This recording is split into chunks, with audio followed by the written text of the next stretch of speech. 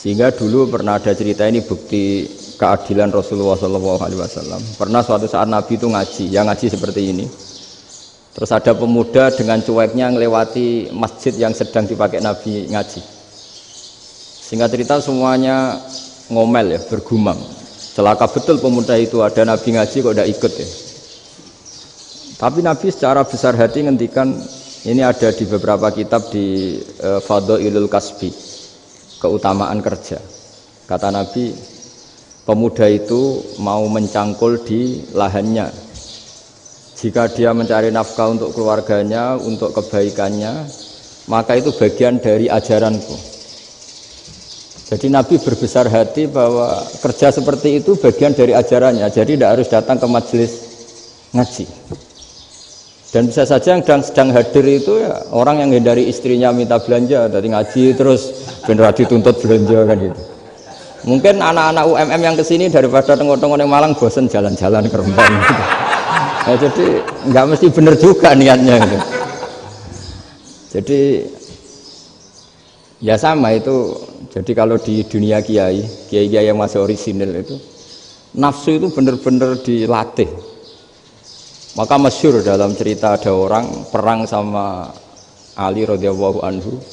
Ketika perang ini sangat semangat, tapi ketika orang itu meludahi dan Sayyidina Ali ini tersinggung karena diludahi, Sayyidina Ali langsung angkat tangan, sudah perangnya nggak usah diteruskan karena saya marah sama kamu sekarang demi nafsu karena kamu meludahi saya, padahal saya tadi motifnya demi Allah dan Rasul.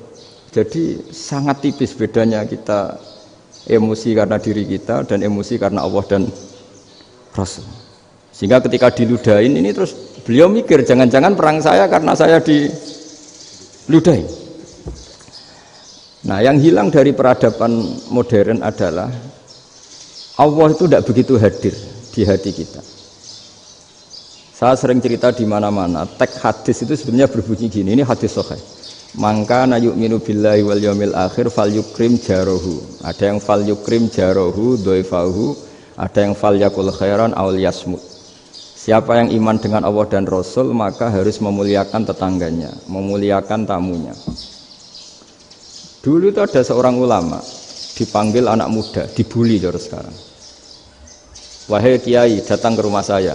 Datang kiai itu. Setelah sampai ke rumah orang itu, silakan kiai kembali ke rumahnya, saya tidak butuh kiai. Kiai itu dengan riang kembali. Setelah di rumah dipanggil lagi, Pak Yai silakan datang ke rumah saya. Datang lagi. Ya senyum-senyum kiainya santai. Wah nggak jadi butuh Pak Yai, silakan kembali lagi. Sampai 3 kali. Oh itu kalau rektor digitukan marah itu, dosen marah. Kiainya santai, santai senyum-senyum rileks. Ketika ditanya, kenapa Pak Yai tidak tersinggung? Jawabannya unik. Anak muda, saya ini senang sekali nuruti perintah Allah, disuruh menghormati tetangga. Sehingga ketika Anda manggil ya saya datang. Ketika Anda nyuruh pulang ya saya pulang. Saya senang sekali nyenangkan tonggo. Dan itu perintah Allah, jadi tidak ada hubungannya dengan kamu. Wah pemudanya nangis minta dimaafin. Kalau kita kan enggak, kita ini dosen, kiai, mungkin kita doktor, mungkin kita profesor. Tapi kita ini sering didikte oleh orang bodoh. Kalau orang bodoh itu jengkel, lo kita ya jengkel. Lo kamu jengkel, dijengkelkan orang bodoh itu namanya terdikte. Itu bodoh apa pinter? Oh itu tidak pinter sama sekali. Kalau betul-betul kamu pinter, hanya bisa didikte oleh Allah Subhanahu wa Ta'ala. Jadi antara hukum Allah apa? Wa ahsin man asa'a ilaika. Berbuatlah baik sama orang yang berbuat buruk sama Anda. Itu dikteannya Allah. Kalau dikteannya orang-orang bodoh kayak dimangkel ben mangkel, terus kamu mangkel, itu bodoh apa pinter? Nah, problem kita kekinian adalah wong pinter, wong bodoh, itu podo-podo bisa didikte oleh sekelilingnya. Terus karuan wataknya perempuan seperti itu, wataknya anak-anak seperti itu, kita didikte. Anak-anak jengkelin kita mangkel, berarti kita didikte oleh orang bodoh. Makanya agama itu unik, kadang ngendikan wa ahsin man asa'a ilaika, kadang wasil man qata'aka, sambunglah orang yang memutus kamu. Karena dengan demikian kita hanya didikte oleh Allah Subhanahu wa Ta'ala, bukan didikte oleh hukum sosial. Cara Jawane nak ngapiki tangga sing apik akeh tunggale. Berbuat baik sama yang berbuat baik pada kita itu Mbok orang fasik ya seperti itu, maling ya seperti itu, sama. Tapi kalau berbuat baik sama orang yang berbuat jelek sama kamu itu baru luar biasa. Dan memang teksnya hadis wa ahsin man asaa ilaika, berbuat baiklah sama orang berbuat buruk sama kamu. Jadi nggak boleh orang didikte. Makanya ngaji di sini diantaranya saya akan cerita dalam sebuah hadis sahih, dalam hadis hasan yang diriwayatkan Imam Tirmidzi ada kalimat dari Rasulullah Shallallahu Alaihi Wasallam. Dawe Nabi, la takunu imma'atan taquluna in ahsanan nasu ahsanna wa in dzalamu dzalamna walakin watti'u anfusakum in ahsanan nasu an tuhsinu wa in asa'u alla tazlimu.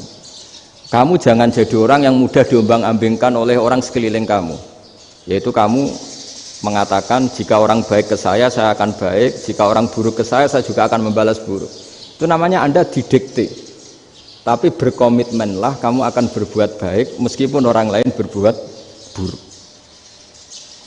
Nah sekarang logika sosialnya begini, kalau di Indonesia itu ada 1000 kiai, ada 1000 profesor yang ingin membenahi Indonesia, rata-rata orang awam itu semau gue, terus mereka mendikte kita, perilakunya nggak simpatik, perilakunya jengkelin, terus 1000 profesor ini ikut jengkel, itu kira-kira jadi solusi apa goblok bareng?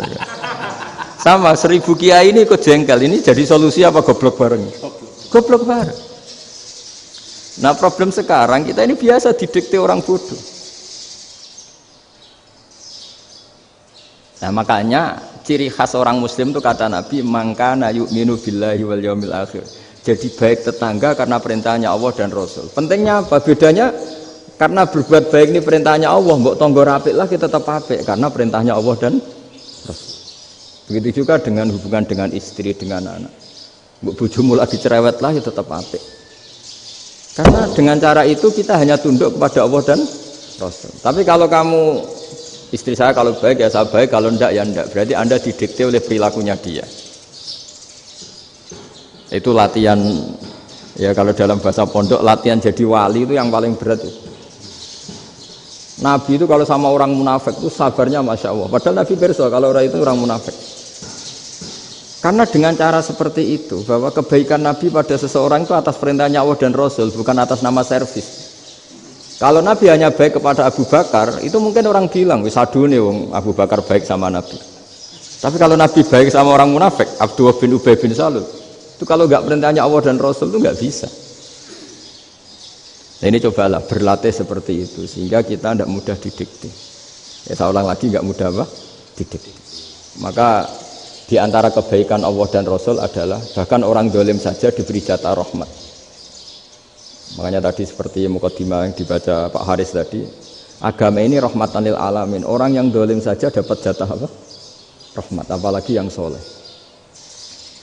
Nah kemudian yang perlu dicatat, kenapa kita menjadi enjoy dengan Islam? Islam itu adalah agama yang tidak didikte oleh materi. Jadi kalau Anda ingin makan enak, mungkin kalau pikiran kebanyakan orang, anak-anak muda yang milenial, yang gaul, ingin makan enak ya makan yang disukai.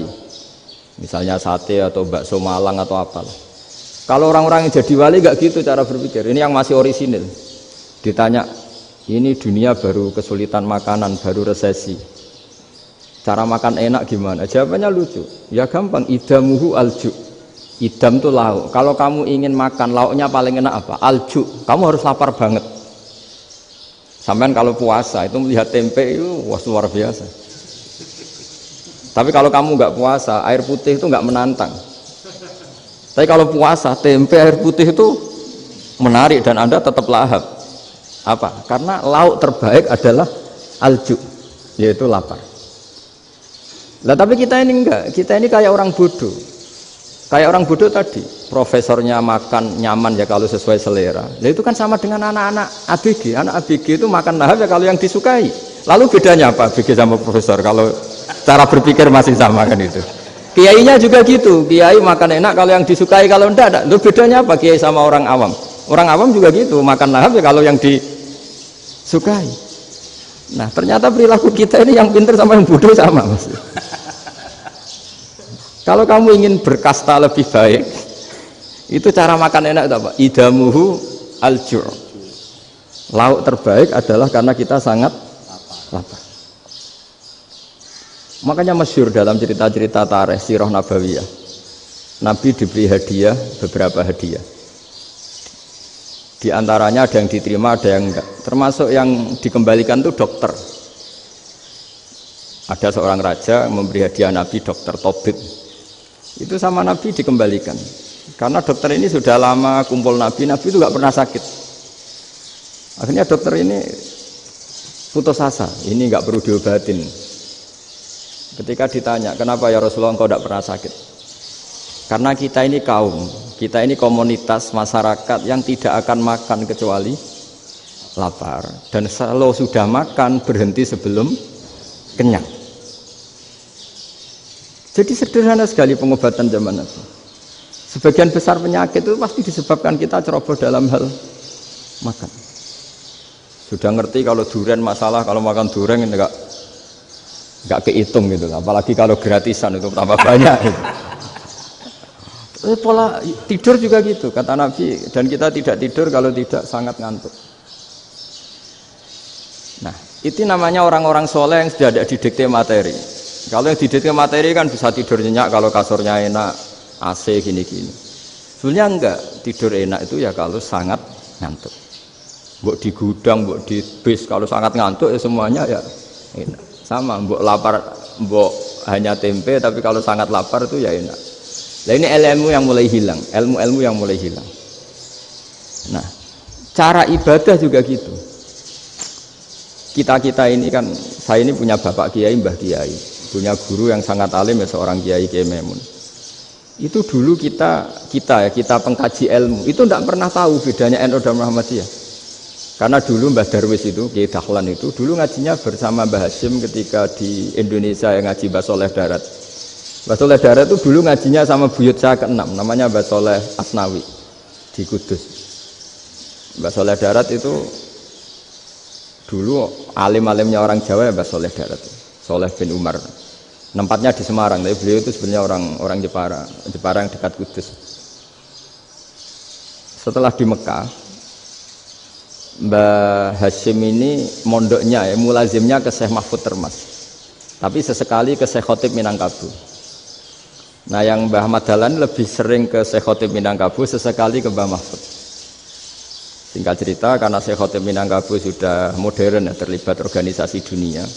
Pas itu beliau pengagum Muhammad Abduh, pengagum Rasid Ridho, sehingga bawaannya Mbah Dahlan itu lebih pergerakan karena beliau lebih ngidolakan Syekh Khotib. Nah Syekh Khotib sendiri sebenarnya orang Minangkabau. Jadi beliau namanya Muhammad saja sebenarnya. Jadi menantunya orang Arab. Oh itu dicibir mertuanya ini karena punya mantu orang Jawa, orang ndak Arab. Singkat cerita terus si mertuanya bilang gini, kamu jangan pernah bilang kalau orang Arab itu mansa kanal Arab, orang yang bertempat di Arab. Walakin mantakallama bi arabiyyin fasihin, tapi orang bisa ngomong Arab secara fasih. Singkat cerita, kalau kamu tidak percaya, nanti suatu saat menantu saya kalau Jumatan, tidak usah kamu kasih tahu, langsung suruh jadi khotib. Nggak usah kamu kasih tahu, sarannya tidak usah kamu kasih tahu. Kalau sekarang kan enggak. Kalau dosen mau jadi khotib kan mengumpulkan materi dulu. Lucunya di antara materinya itu dari TV, makanya jadi ribet kan khutbah sekarang. Kalau musim corona ya akan ngomong corona, musim apa yang ngomong apa. Jadi lagi-lagi didikte oleh media. Sebenarnya kalau ngomong kan sesuai kebutuhan umat, ini obatnya apa, tapi enggak sesuai trending topik, itu kan kayak anak-anak gaul. Ini dokter kok gitu kan aneh. Singkat cerita si khotib ini enggak dikasih tahu, saya Muhammad tadi enggak dikasih tahu, langsung disuruh khutbah. Fatakallama bikalamin fasihin, dia ngomong fasih sekali, bahkan ngalah-ngalahi fasihnya orang Arab asli. Semenjak itu beliau dapat gelar Al-Khotib, orang yang cakap berpidato berkhutbah. Makanya terus desa Khotib Al-Minangkabau. Jadi orang Indonesia itu luar biasa. Dulu yang namanya orang Indonesia di Arab Saudi itu dihormati sekali, karena yang kesana itu pasti ulama. Sudah alim di Indonesia kesana, termasuk Mbah Ahmad Dahlan, Mbah Hasyim dulu karena sama-sama muridnya Mbah Soleh Darat. Lama-lama yang kesana itu TKI TKW itu ya mulai agak dibully. Dulu Syekh Nawawi di antara ijtihad yang dihormati itu beliau mengkritik Nyuwun sewu, orang yang kan orang biasanya normalnya kan muji orang mati syahid. Hebat orang mati syahid itu hebat gini. Oke, kita sepakat orang mati syahid itu hebat. Tapi kata Imam Nawawi dengan syarat niatnya itu li'ila'i kalimatillah dan itu bawaan takdir. Saya ulang lagi, itu bawaan takdir, harus mati di medan perang. Tapi tidak boleh seseorang ini niat perang tapi niatnya supaya syahid. Karena kalau begitu berarti dia berniat supaya menjadi maktulal kafir, orang yang dibunuh orang kafir. Kedua, dengan dia mati berarti pasukan Islam berkurang. Berarti dia ingin pasukan berkurang, hanya ambisinya dia ingin langsung ke surga. Misalnya pasukan orang Islam itu 10, orang kafir 10. Kalau kamu ingin syahid berarti mati 1 kan, tinggal 9 kan. Nah kalau yang seperti itu 10 kan mati semua. Gara-gara ingin syahid akhirnya perangi rapati tenanan, benang mati, benang mlebu swarga. Kata Syekh Nawawi, ya enggak. Kalau kamu perang sama orang kafir ya niat menang. Dengan niat menang ini kamu ingin li'ila'i kalimatillah. Tapi kalau kamu ingin syahid berarti kamu menuruti keinginan nafsu kamu yang cepat masuk surga. Itu orang Arab kagumnya bukan main. Karena di mana-mana orang itu dinilai dari niatnya. Paham ini ya? Tapi perang loh ya, dalam kondisi perang, bukan teroris. Perang itu artinya orang kafir yang ingin bunuh kita, itu perang namanya apa? Perang. Dulu orang cerita syahid itu hanya pokoknya syahid itu hebat, pokoknya syahid itu hebat. Syahid di medan perang itu hebat, pokoknya syahid di medan perang hebat. Tapi ketika Syekh Nawawi memberi penjelasan ilmiah, jika kamu perang ingin cepat mati, ingin cepat syahid, artinya ini untuk pemenuhan diri kamu, karena kamu bayangkan langsung masuk surga. Kamu lupa bahwa dengan kamu dibunuh, kekuatan Islam berkurang. Akhirnya beliau memberi penjelasan, syahid itu bagus, itu sebagai takdir. Hanya takdir itu kita perang yang ingin menang, tapi takdirnya mati. Jangan dibalik, oleh perang rapati tenanan, benang mati namun lebu. Itu yang pertama, termasuk ulama yang pertama memberi penjelasan itu Syekh Nawawi. Akhirnya melahirkan kekaguman yang luar biasa dengan tafsir Munirnya itu. Terus beliau itu orang yang rileks kalau menjelaskan ilmu. Ini ya juga guru-gurunya Mbah Hasim, Mbah Guru sama Mbah Hasim, sama Mbah Ahmad Dahlan Syekh Nawawi. Jadi dulu yang alim di Arab itu ada Syekh Nawawi, ada Syekh Khotib Minangkabau, ada Syekh Bakir Jogja, ada Syekh Mahfud Termas. Itu orang Indonesia banyak sekali yang alim. Bahkan diantaranya yang dikagumi Al-Azhar itu juga orang Indonesia, nama Syekh Abdul Manan, itu mbahnya Syekh Mahfud Termas. Itu pertama ada duta besar Indonesia di Mesir, itu termasuk barokahnya Mbak Abdul Manan tadi, itu juga orang Indonesia. Jadi pemahaman ulama Indonesia itu khas, termasuk ketika memaknai apa? Syahid. Ketika memaknai apa? Syahid. Itu unik. Ketika Syekh Nawawi diuji dulu itu yang namanya ulama diuji dulu oleh 100 ulama. Jadi dulu ya ada kompetisi. Imam Bukhari diakui jadi ahli hadis itu diuji oleh mi'atu muhaddisin, 100 orang ahli hadis, sanad dibolak-balik, matanya dibolak-balik, tapi beliau tetap bisa mengembalikan proporsi sanad itu. Syekh Nawawi pernah diuji gini. Ayul afdol al ulama awe salatin. Keren mana ulama sama raja atau sama orang-orang kaya, sama penguasa? Ya keren ulama. Terus dibully sama orang. Tapi setahu saya banyak ulama yang antri di rumahnya raja, tapi saya tidak tahu melihat raja antri di rumahnya ulama. Kan kebanyakan kan mungkin ustadz atau kiai yang antri ngajukan proposal kan enggak. Nah, kalau raja kan enggak pati itu, malah enggak usah antri, kiainya sudah nyambut sebelum datang. Jawabannya lucu Syekh Nawawi itu, dan yang tanya itu langsung diam. Ya karena ulama itu tahu fungsinya uang, sehingga cara nyari sampai seperti itu. Sementara raja-raja itu tidak tahu fungsinya ilmu, makanya tidak pernah sowan ulama. Sehingga jadi ya dianggap enteng saja. Ulama kan tahu fungsinya uang, tahu untuk pondok, tahu masjid. Sementara raja tidak tahu fungsinya ilmu. Jadi itu khas Jawa ya.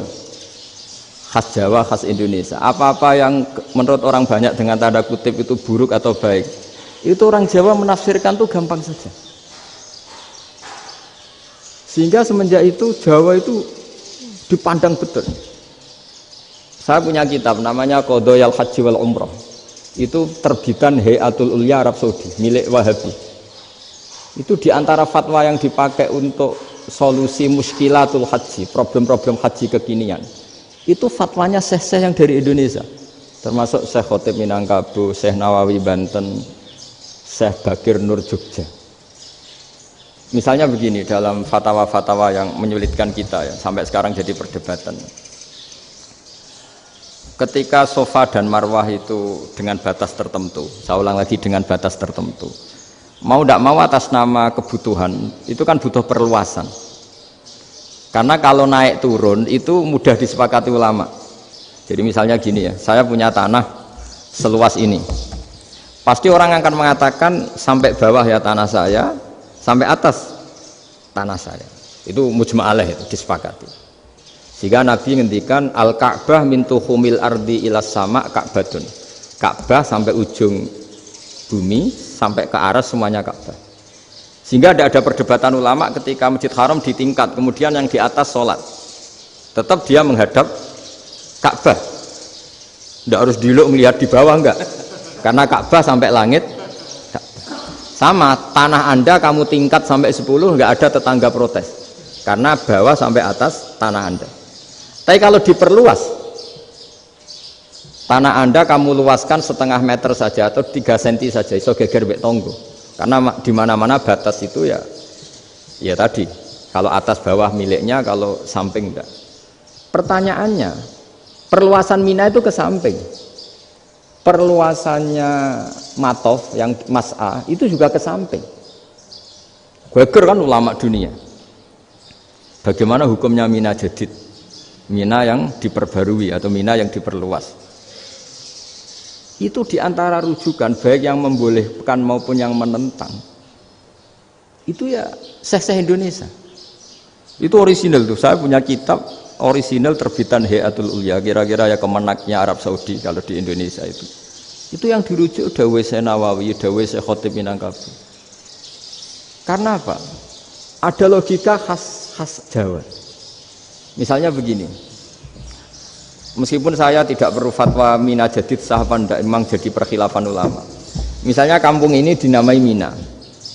Pertanyaannya gini, tanah yang di samping ini bisa milik Anda apa enggak? Ya bisa Gus kalau dibeli atau dihibahkan. Berarti tanah di samping Anda menjadi milik Anda karena ada proses pengambil alian lewat beli maupun hibah. Nah masalahnya ini negara itu berhak menganeksasi atau memasukkan ini sebagai Mina. Itu ulama Jawa kalau ditanya, alasannya apa? Fa innal muttasila bis-syai' hukmu dzalika syai'. Karena yang gantet, yang mutasil itu bisa dihukumi seperti sesuatu itu. Jadi kalau ini Mina, ya yang gantet Mina ini ya bisa dikatakan Mina. Beda dengan membuat Mina Malang Mina, wah itu tidak bisa, tidak mutasil kan? Itu enteng sekali ulama Jawa. Satu ya tentu karena kebutuhan, tapi asal masih al-muttasilu bihi, yang masih tanah yang masih mutasil dengan. Nah, ketika perluasan mas'ah antara Safa dan Marwah kan misalnya ini batas luasnya Safa, ini batas luasnya Marwah. Lalu atas nama kebutuhan, Safa Marwah itu sampai sini. Sampai agak meluas ke sini. Itu geger Arab Saudi. Wah, ini gimana? Padahal tawaf itu harus antara Gunung Safa dan Gunung Marwah. Sa'i itu ya. Tapi kalau istilah Quran memang tawaf sama-sama. Makanya apa? Inna Safa al Marwata min sya'airillah faman hajjal baita wa i'tamara fala junaha alaihi ayyat tawafa. Nah, jadi kalau istilah sa'i di Quran itu masih tawaf. Karena harus ada, kalau bisa lah, bukan harus. Kalau bisa memang harus ada unsur muternya. Kita kalau sa'i kan dari sini Safa sampai sini Marwah. Terus kan agak muter ke sini. Nah, kan agak membentuk lingkar, nah, makanya Quran tetap mengistilahkan apa? Tawaf. Jadi bukan sini ke sini terus sini ke sini kan enggak, tapi sini sampai sini terus muter kan, terus sini. Jadi antara setar dan selama ini prakteknya kan gitu ya. Safa ngambil sini, terus ke sini, terus agak muter. Nah, karena ada unsur agak muter ini terus orang menyebut apa? Tawaf. Tapi itu bukan syarat sah, ini cerita ideal.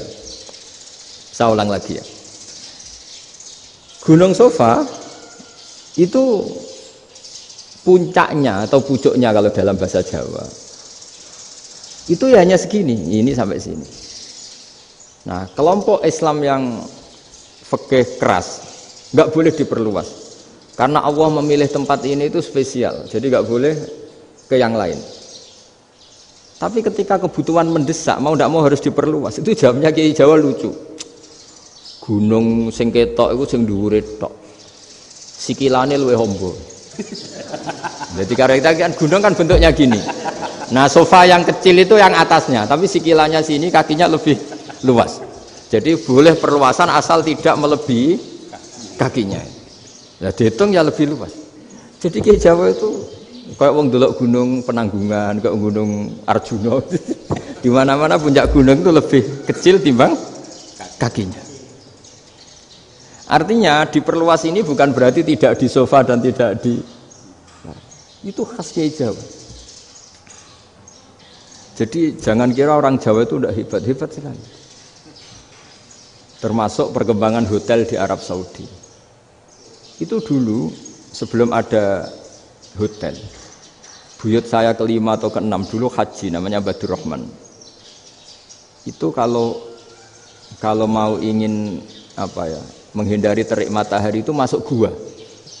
Itu masuk gua itu hanya separuh badan, kakinya di luar. Jadi jangan bayangkan kalau gua di Indonesia kayak gua Akbar di Tuban orang bisa masuk jalan-jalan, enggak. Gua di Arab itu kayak cepitan batu, tidak sampai masuk. Sehingga kepalanya dimasukkan, kakinya masih kena matahari, saking panasnya Arab Saudi. Sehingga dalam bayangan hijrah ketika Nabi bersembunyi di gua Sur, itu kata Abu Bakar, kalau orang kafir melihat kakinya pasti melihat kita karena nggak bisa masuk penuh. Jadi orang itu mau dempes tok. Sehingga ya kira-kira luasnya gua ya paling segini. Makanya guyonannya kiai-kiai itu untung nggak kayak gua Indonesia. Kalau kayak gua Indonesia laba-labanya capek karena luas sekali. Jadi jangan bayangkan gua Arab tuh kayak gua Indonesia. Makanya bayangannya andai kan orang itu melihat ke bawah pasti melihat kita karena orangnya nggak bisa masuk penuh, nggak bisa masuk 100%. Ya kayak cepitan batu lah mirip. Itu kan mirip Gunung Uhud. Gunung Uhud kata Rasulullah nanti kalau kamu perang itu di atas, menang atau kalah di atas. Musuh biar di bawah. Dengan di atas kamu bisa manah. Jangan bayangkan kayak Gunung Merapi, kayak Gunung Penanggungan. Lah kalau Gunung Penanggungan manah ke bawah yang leyang kan? Jadi gunung di Arab itu kayak bukit. Ya sampean pernah kan ke Uhud itu ya sama ini aja tinggi ini kan? Nah ini yang mulai ada mis. Makanya nerjemah itu susah di Indonesia. Karena jabal itu udah harus tinggi. Kalau tinggi nggak bisa manah dari atas ke bawah kan nggak ngefek kan? Sampai kalau ke Uhud gunungnya kan pendek sekali sehingga yang manah dari atas ke bawah ya kalau kena musuh ya celaka karena memang dekat. Ya kalau gunung Indonesia manah dari atas ke bawah yang ngeleyang nggak ngefek. Nah itu susahnya nerjemah bahasa Arab ke kita. Jadi transkrip itu nggak gampang karena ada pengertian yang beda. Kita kalau bilang gunung itu tinggi sekali sampai banyak mahasiswa tersesat ya saking tingginya. Kalau orang naik Uhud nggak akan tersesat, wong ketok dari bawah itu. Nah ini pentingnya ngaji ya. Jadi akhirnya ulama-ulama Indonesia itu dipakai rujukan. Jadi mulai Mbah Hasyim, Mbah Ahmad Dahlan sampai era buyut-buyut itu masih orang alim. Lama-lama yang di Indonesia ini orang-orang yang bodoh. Sehingga orang Jawa kalau ke sana dibully, ya Jawa tak kulul khaya. Orang Jawa itu penggaweannya itu makan ular. Karena belut itu kalau di kamus itu persis ular. Dulu itu kan kamus tidak full color. Gara-gara gak full color, gambar belut sama ular itu sama. Belut itu belut sama ular kalau nggak full color gambarnya sama apa enggak? Sama. Terus orang Jawa itu kan masih banyak yang makan bajing itu apa? Ketupai. Bajing kalau digambar tidak full color sama dengan tikus. Gambar yang tidak warna. Hitam putih. Sehingga kita ini dibully pemakan tikus dan pemakan ular. Karena belut itu persis ular kalau digambar yang tidak full color. Sampai datang Syekhona Khalil, datang ulama. Ngarang kitab ya judulnya Al-Belut. Karena enggak terima bangsanya dinyek makan apa? Ular. Terus dikarang. Wal belut hayawanun bakhriyun, terus ya isu fi kadza wa kadza. Itu beda dengan al-hayyah. Itu diterangkan. Mulai bisa nerima. Terus sistem hotel juga gitu. Sampeyan tanyakan dalam sejarah dulu orang Sedayu ada namanya Syekh Mukhtar. Syekh Mukhtar bukan bikin rumah besar yang siapapun orang Indonesia haji itu nempat di sana. Nah ini yang menginspirasi akhirnya ada hotel. Dulu Syekh Mukhtar hanya menyediakan untuk hujat-hujat Indonesia. Lama-lama jadi hotel. Ndak mau saya mau cerita. Kata Mbah Mun sering cerita. Kenapa wa ma arsalnaka illa rahmatan lil alamin, kata Mbah Mun, Allah itu pasti bikin ulama yang tidak produk Arab itu pasti ada. Kalau orang Arab jadi ulama wajar, bahasanya Arab, domisilinya di Arab. Tapi Allah akan selalu bikin ulama yang tidak bangsa Arab. Imam Ghazali itu Tus itu Persia. Imam Bukhari itu kira-kira kalau sekarang ikut Uzbek. Ya. Imam Bukhari itu kalau negara sekarang ikut mana? Uzbek. Kenapa demikian kata Mbah Mun? Karena Allah sudah ngendikan wa ma arsalnaka illa kafatan linnas. Manusia semua ini kena khitabnya Islam. Kalau tidak ada ulama yang dari berbagai negara, kesannya Islam itu hanya milik orang Arab Saudi. Makanya Allah selalu bikin ulama-ulama yang bahkan tidak Arab. Termasuk Imamul Muhaddisin, yaitu Imam Bukhari, itu orang Uzbek, orang Rusia lah kalau sekarang, ikut Uni Soviet dulu. Imam Ghazali itu orang Persia. Syekh Nawawi itu orang Banten. Karena Allah ingin memaklumatkan bahwa Islam ini untuk semua, sehingga orang yang tidak Arab pun bisa belajar Islam, yang alimnya itu nggak kalah sama orang apa? Arab. Makanya ini PR ya. Kalau Gus Dah Ploso nanti ngendikan suatu saat orang belajar Islam itu bahkan orang Arab pun bisa belajar ke Indonesia. Kalau orang Indonesia bisa alim betul kayak dulu.